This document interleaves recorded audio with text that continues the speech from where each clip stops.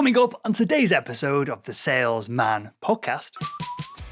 The big thing that I like to think about when we say, these brands have these marketing podcasts is a lot of people are looking at content marketers to not only be these amazing content creators and writers, but also to be the expert about the thing that they're writing about, which is just, it's improbable that you're going to have someone that be an expert and an amazing writer and an amazing marketer. In B2B, a lot of people say it's for brand awareness, which we can have an argument about what brand awareness means all day, but part of brand awareness is kind of staking your claim and expertise. And if you're going to do that, you got to go toe to toe with some of these other experts in the field and kind of dig in and learn from them. And so it's a beautiful opportunity for that. Hello, Sales Nation. My name is Will Barron, and I'm the host of the Salesman Podcast, the world's most downloaded B2B sales show. On today's episode, we have the legend that is Zachary Ballenger. He is the CRO over at Casted, which you can find over at casted.us. And on today's show, we're getting into podcasts and how they can be an incredible tool to get the attention of your potential customers. Everything that we talk about is available in the show notes to this episode over at salesman.org. And so with that said, let's jump right into it. Okay, so in today's episode, we're going to talk about clearly one of my favorite topics of all time, podcasting. We're going to look at how we can use podcast content to engage potential buyers, especially and specifically in the B2B space. And I think we're going to talk about marketing, sales, and the combination of the two as well. I feel like that's organically going to come up in this conversation. But Zachary, get started, mate. I'm going to kind of tee you up here. But if most marketing teams have a podcast, and marketers love these podcasts, loads of content gets thrown out every week from them, that's great for marketers, but why should salespeople care about this? Well, it's their job right off the top of that. You got to care. The big thing that I like to think about when we say, these brands have these marketing podcasts is a lot of people are looking at content marketers to not only be these amazing content creators and writers, but also to be the expert about the thing that they're writing about, which is just, it's improbable that you're going to have someone that be an expert and an amazing writer and an amazing marketer. The thing that podcast brings to the table is it allows that content marketer to be more of a journalist again, to ask those digging questions and then bring on experts. So as a salesperson, you're learning from experts in your field about the things that you're selling, sometimes learning from your prospects about what's valuable to them. If you're a salesperson, you don't care about that, you're probably in the wrong field. So are we making some assumptions here that our marketing podcast for our organization is having on people who are relevant to the buyers that we're trying to get in front of? That's a fair assumption, right? Because I know some podcasts are just, self-help or this or that. And I guess we're narrowing things down to the B2B space here, aren't we? Absolutely. And, I think that's a big delineation between those kind of self-help and all those other things. In B2B, a lot of people say it's for brand awareness, which we can have an argument about what brand awareness means all day, but part of brand awareness is kind of staking your claim and expertise. And if you're going to do that, you got to go toe to toe with some of these other experts in the field and kind of dig in and learn from them. And so it's a beautiful opportunity for that. And what happens, Zachary, if our marketing team turns around and says that the podcast is just for brand awareness? It's not for cutting up into chunks and using for content for salespeople or for salespeople to learn from. What can we assume if a marketer turns around and says this content, this podcast is just for brand awareness? There's no better awareness than driving leads, right? So, at the end of the day, even if it is for brand awareness, you're going to gain some type of following, some type of list to call upon. And inevitably, you're going to drive people into the business. So, when I look at brand awareness, it's just lead gen, just like everything else, right? And so for me, brand awareness, if you want to call it that, great. As a salesperson, I'm still going to be paying attention to who's coming in because they're listening to our expertise. Sure. That's a very politically correct way of saying that. I would say, personally, my opinion on this, right or wrongly, if someone comes to you with that kind of result in 2020, the age that we're living in, they probably don't know what they're doing and they're just doing fluffy marketing as opposed to stuff that actually matters, right? I don't think that anyone's ever called me politically correct, so I'm glad this is recorded. Okay, well, we'll cut that out. We can send that to your team, and we'll do a side podcast on that. Right. Okay, Zachary. So the podcast content that most brands are creating, it's useful for salespeople. We've covered that topic. How can salespeople then leverage this content? How can we use it to generate leads other than what perhaps marketing is doing on its own right of, perhaps as an ad within the podcast itself, telling people to claim a white paper or do this or do that. There's a call to action. Can salespeople otherwise use this content to get attention, and whether it's social selling or sending snippets of the content to potential buyers where they might find it interesting? What can we do to leverage this podcast content other than, again, what the marketers are doing, which is generally just pushing it out to the masses? Absolutely. And I look at this as another piece of content in your arsenal, right? So it's not podcasting alone, it's podcasting as more of a holistic approach to marketing. So, one thing is it just helps you be interesting in cold outreach. It gives you more of an expertise, more of a hill to, I guess, a soapbox on social media to come in here and not just talk about what you know, but show that someone else thinks the way that you think. So, the way that we internally use it is, just like you said, we send snippets of podcasts to prospects when we think that it appeals to them. We've had the luxury of being able to record references by some of our top customers. They'll just have a conversation about us. And that obviously helps a lot in sales cycles when someone wants a reference and we say, hey, listen to this first. If you still need a reference after this, we'll coordinate one with you. So that's fantastic from our perspective. Because I think you're touching on it here. I've got this inadvertently. I didn't realize that any of this was going to happen, but I get a lot of rub off the guests that I've had on the show, whether it's someone like yourself, Zachary, an expert in this podcasting and B2B space, or we've had Olympic athletes on the show. We've had an astronaut, a NASA astronaut on the show as well. And I don't know if there's a cognitive bias. There's some kind of human wiring that when two people are having a good time and associated together, that one person rubs off on the other, and that brand equity of that individual passes on. But I think that's massive for B2B salespeople, because typically you're reaching out, the prospect, they're either in pain and they're going to listen, or they're not in pain and they don't really care right now at the moment. But you're seen, rightly or wrongly, as another pesky salesperson until you get the conversation flowing and until you get through that phase of objections, whether you're cold emailing, cold calling, whatever it is.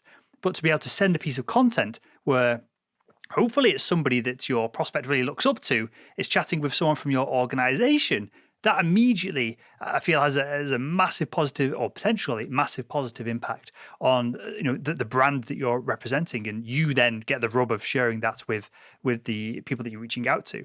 So, is there any other kind of like second or third layer benefits to doing this, as that kind of like that brand rub that we can look forward to if we are kind of using podcasts within our sales prospecting efforts? Absolutely. So before I even dive into that, that was the nicest way to say that I'm not your most interesting guest of all time. Like that, I did not say that. Athletes, CEOs, you're here as well. So that's nice. Yeah, I mean, the ripple effect of podcasts, I think that a lot of people just output a show and then they move on. They go to the next episode, But really, it's an evergreen. It's a beautiful type of evergreen where, not only are you promoting it, you're having your guests promote as well. The ability to track that. Now that's also incredibly interesting, seeing, okay, how much of this traffic is from me and my audience and how much is it from their audience, right? And, if we look at someone like David Cancel, the CEO of Drift, if I record a podcast with David, they're not coming from me. But that's the beauty of podcasts, is like, if you wrote a byline and a blog post, I don't know that we're going to see as much engagement and desire to hear more from us. But if we have him on a podcast and he's talking about us, that's 2-3 layers deep. They're going to be talking about Dave Cancel and what he said to us. That's great for us. So let's make this practical and real then for the audience. So say you have David on the show. Drift. I think actually Drift are sponsoring this very episode right now. So that's timely and lucky from our perspective. Drift is one of our best customers. So we used a great example. Perfect. So we love Drift over at salesman.org. So let's use David as an example. Perhaps he's come on your podcast. How would you then leverage that to give the sales specifically, because that's what we're really interested in this show, but perhaps touch on what you give the marketing team as well and how they would leverage that to generate new leads? Yeah, that's David's a really timely example, right? We've had Dave Gerhardt, the other David from Drift, formerly on the show as well. On one thing, it gives marketing team a bunch of just ammunition to go to work with, and they're generating great content. But from the sales side, social proof is such a hard thing without either just blatantly dropping like we work with Drift and just hammering that home, but having the ability to say not only do we work with Drift, they were willing to have a conversation with us about how we work together. And our podcast isn't necessarily about like our product all the time. It's more about the industry of B2B podcasting. But if Dave Cancel were to come on our show, and he's cordially invited, I'm sure Lindsay, our CEO, would love to have him.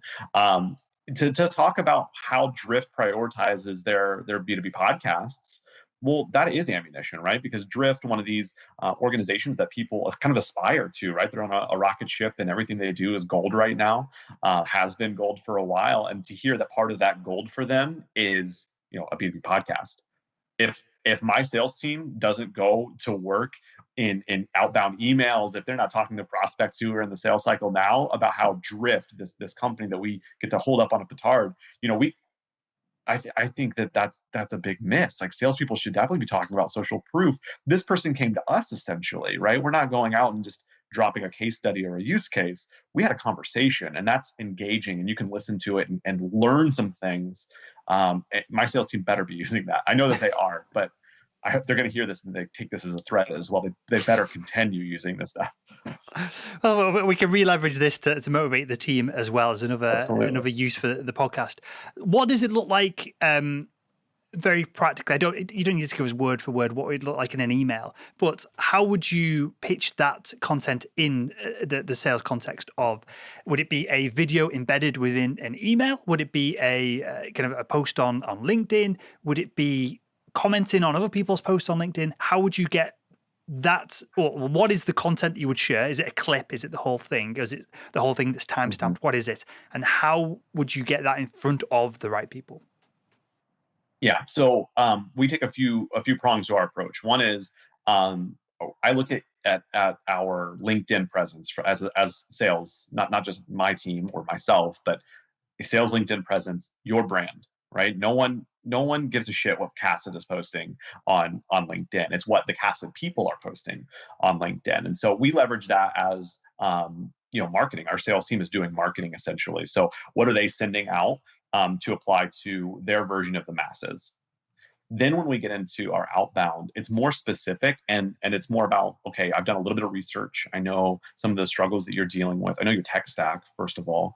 Yeah. Listen to this very similar prospect and what they had to say about us or about the industry and how to solve some of these problems.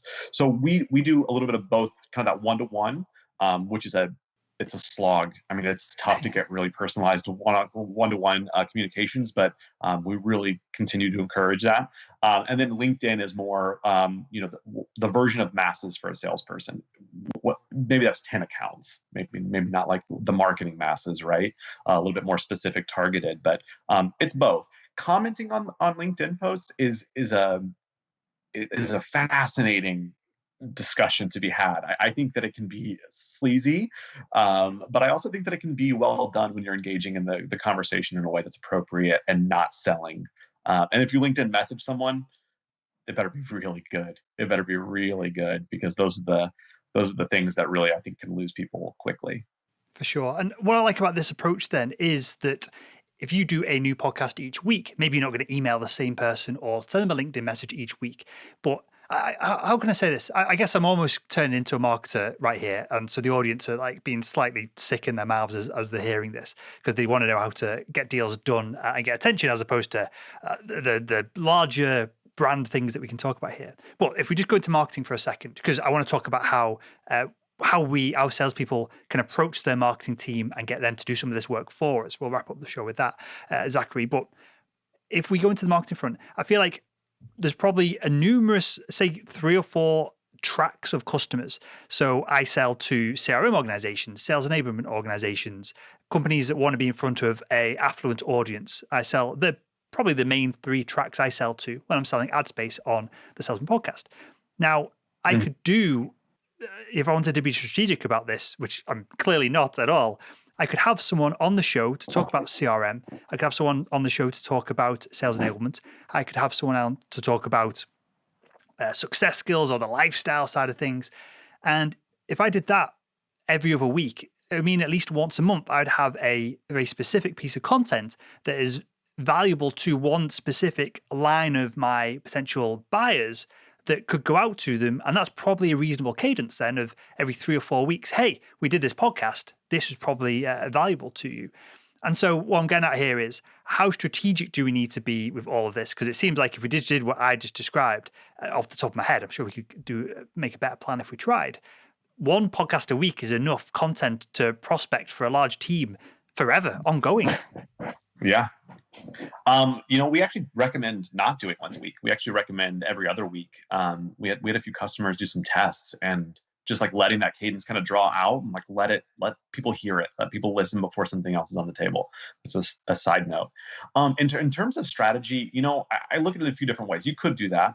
The two ways that I look at strategy, one is it has to be an engaging conversation. It doesn't matter who you have on and who you're bringing on. If it's not a good conversation, if it feels salesy, if it feels like you're pushing too hard in one direction, then you're going to run into the same problem that you have with some other content. Like blogs are boring, right? Blogs are there for SEO, blogs are there for education, but if you have a shorter attention span, like there's no entertainment value in there. And that's the beauty of podcasts. You get a little bit of both. The other way that I see it is I like the strategy, and this isn't correct, right? This is just my opinion on it. I think you could do 1,000 different strategies. I like the strategy of like lean into, where you're going. I used to work at a company that did really focused on e-commerce, really focused on one-on-one personalization, and the founder was this crazy person in a good way. Like he was like 5 years ahead of the market. He was brilliant. And he used to run up and down the halls, cursing up a storm with these brilliant ideas. And we always used to say, shit, like if we just get him to say this in front of a prospect, we're going to win more deals. So we would bring him, the founder, just into every deal that we could, but it was just one guy. It wasn't scalable. In a podcast, you can scale that expertise though. So you're getting these brilliant ideas, this thought leadership, and you're getting it in front of way more people than you could if I just brought him into a meeting back when travel was still a thing. It hasn't been for the better part of a year, but you can get him on a podcast and he's talking about the future of e-commerce and the future of this marketplace. And I can start to send this to all of my deals. I don't have to worry about strategically bringing him into this deal or that deal. And then you have access to people beyond him as well, which is great. I mean, he was brilliant and he was an expert, but there are other experts that I can have access to. And so when I look at strategy, I think lean into your expertise, lean into your industry. Don't worry so much about, am I checking this box or this box or this box? Bring in people, let them go free to have their brilliant ideas. You're going to get gold from it. And you're going to find a way to leverage that if you're a crafty salesperson. And you're going to leverage the hell out of it. You're going to build great templates. You're going to build great cadences around that. And I think that you're going to find that that type of prospecting, you mix that with a great blog post, you mix that with a white paper that's impactful or a case study, and you're going to find that people are engaged because you're different. You're doing something different than the normal. Here's an email that's not necessarily personalized. I'm going to reach out to you on LinkedIn and pretend I'm not selling to you. Like those pieces, if you mix it up a little bit, engagement's going to go through the roof.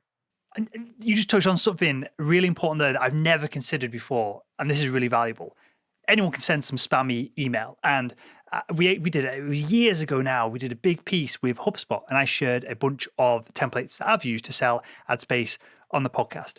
I have since received those templated emails bounced back at me. The HubSpot blog post did really well, and so people have used my own template that's now 5 years out of date back on me. Because you can just copy it. But you can't copy, or you're going to look like an idiot if you take the CEO of your competitor and you insert their content in your emails. So immediately you differentiated. I think that I've never considered that before. But if you can get someone, especially if it's someone internal with an external expert, so you've got social proof as well. That seems like a really powerful combination that a competitor can't just come along and rip off. Exactly. And do you respond to your email templates?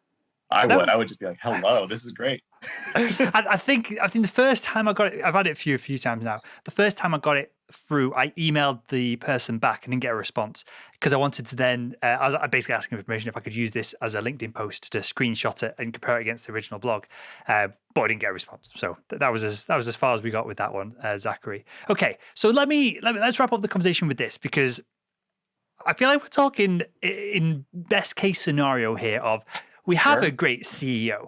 they are doing a podcast and they're engaging with people, we can cut it up, and we've got the both permission and the ability to do that, or our marketing team is doing it for us and feeding some of this sales content down to us down the funnel. Perhaps they're using a platform like Casted to test whether things are effective or not effective, and we'll get into all that in a second.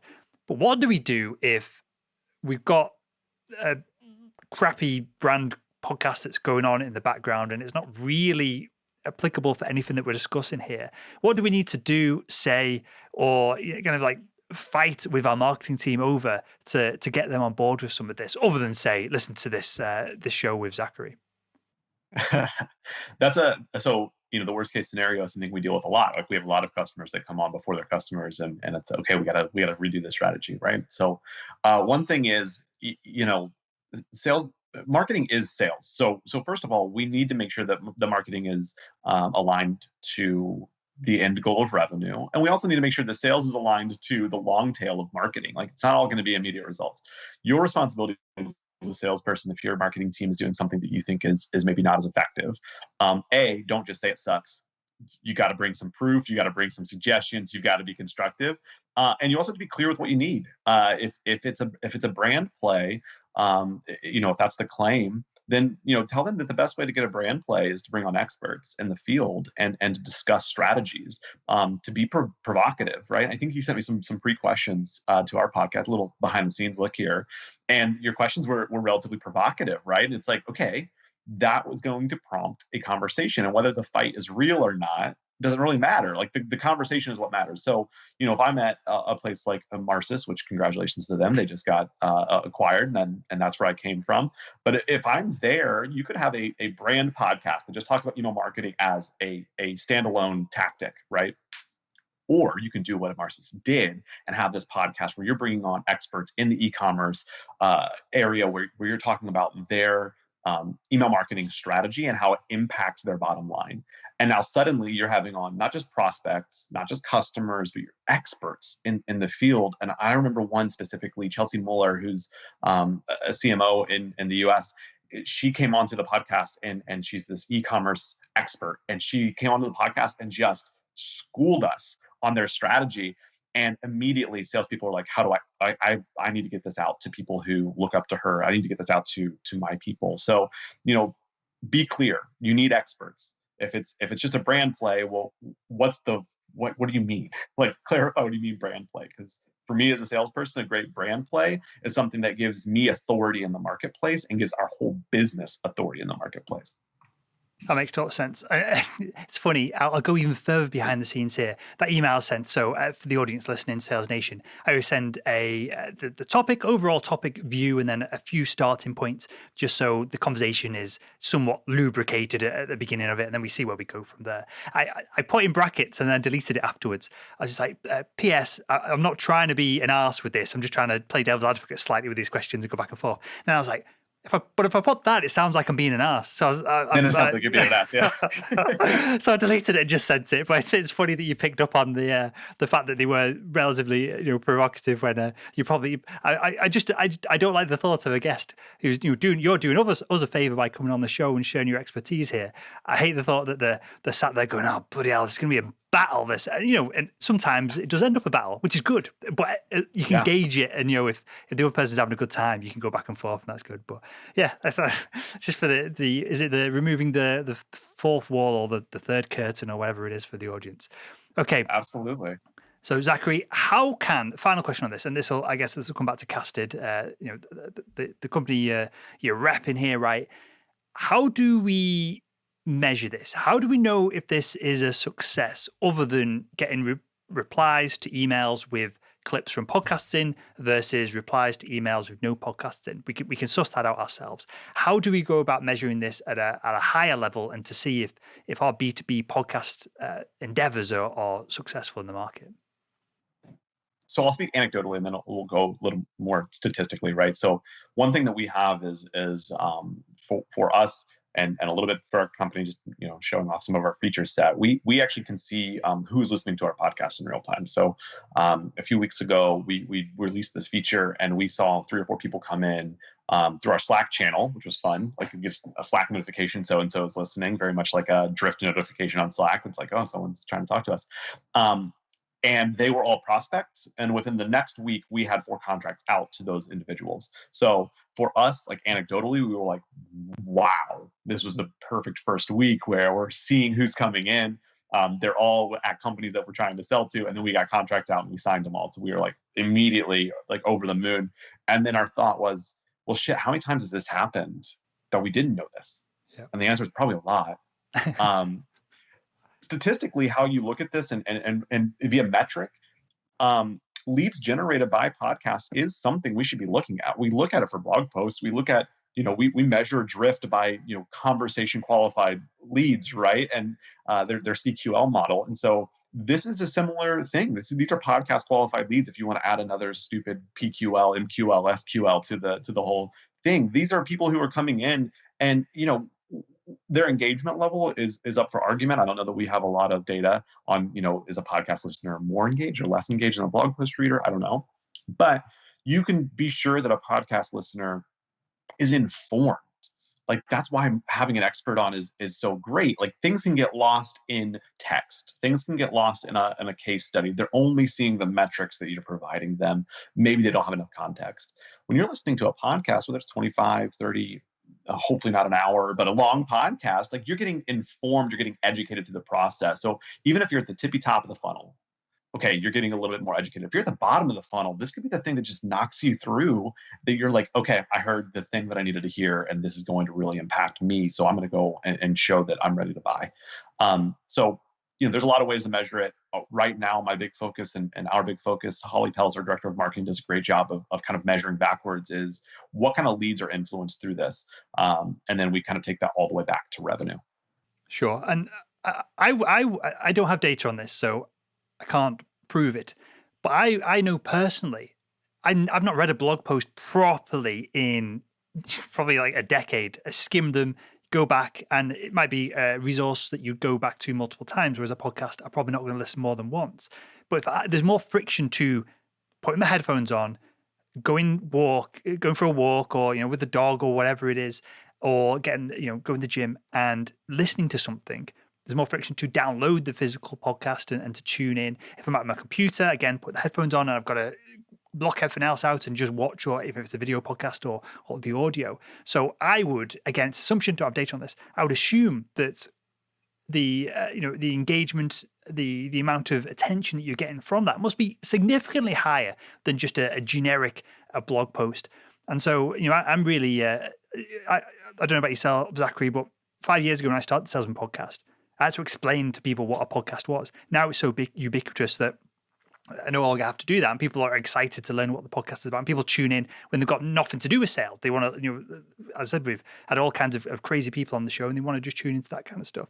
So I would say, again, anecdotally, the engagement that you can get from 2 experts, especially a salesperson sending a link to this, 2 experts, 1 internal, 1 external, is going to be far higher than some intern writing blog posts and spamming them out with keyword stuffing to try and get some backlinks to our website. Sure. And I 100% agree. I'm not actually sure that I can read anymore. I have ADHD. I don't even know if I'm capable. So it's been a long time since I've read a blog post. I think I've written more than I've read in the last year. Yeah. Well, so I write all the time, but I write a script for a video and an audio show. If you just pasted what I put onto a page or in a book, it would just, really, it's be boring. It's that extra layer of, I'm not saying I'm incredibly charismatic or anything, far from that, but the ability to just have that conversation and to share it and to be able to ask questions. If I ask you something you're not sure in a blog post, it just gets flown through and people click off it. But in a conversation, it's very difficult to continue the conversation without things being somewhat clear or relatively clear as well. So with that, mate, I clearly I'm totally biased on this. So I take back everything I just said. It's totally biased, and maybe I'm not the right source for this. But I just want to emphasize the point that podcasts video content as well. It's incredibly powerful. All of our prospecting, all of our marketing for both the training program that we have and the ad space that we sell all comes from just people watching the show and joining it and tuning in. So with that, again, massively biased kind of interpretation of what you led on to there, Zachary. Let's wrap up the show, mate. I've got a couple of questions to ask everyone that comes on. The most important one is, if you could go back in time and speak to your younger self, what would be one piece of advice you give him to help him become better at selling? Oh, that's compelling. Shut up. That would be what I would tell myself. Is shut up. I get the luxury of making the transition from a solutions consultant to a sales rep, which is an interesting transition. I've kind of gone back and forth my whole career. I'm more partial to being a SolCon than I am a sales rep, but I saw great success because I was actually an expert in the product. But being an expert in the product does not make you an expert in what your prospect wants and what their problems are. And I know at least 3 or 4 large deals that I lost because I didn't actually dig into their problem. I just told them what the solution was. And that's just shut up. Perfect. I love it. And with that, Zachary, tell us more about Casted and where we can find out more about you as well, sir. Absolutely. So Casted is the first and only B2B podcasting platform right now. So we are built for marketers to get more out of their podcast and to measure it by more than just downloads. You can find out more about us at casted.us. Hit our Driftbot up. Sometimes I'll pop on and have a chat with you as well. We were founded about 2 years ago and just a really fun team and a really fun time.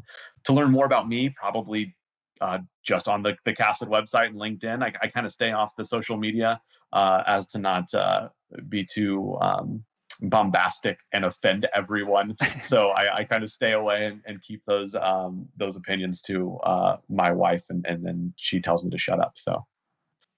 Fair enough. That's one way of doing it. You might be missing out on, like your old CEO of your previous company, a ton of traffic and attention with your, I'm going to make up a word here, bombasticness.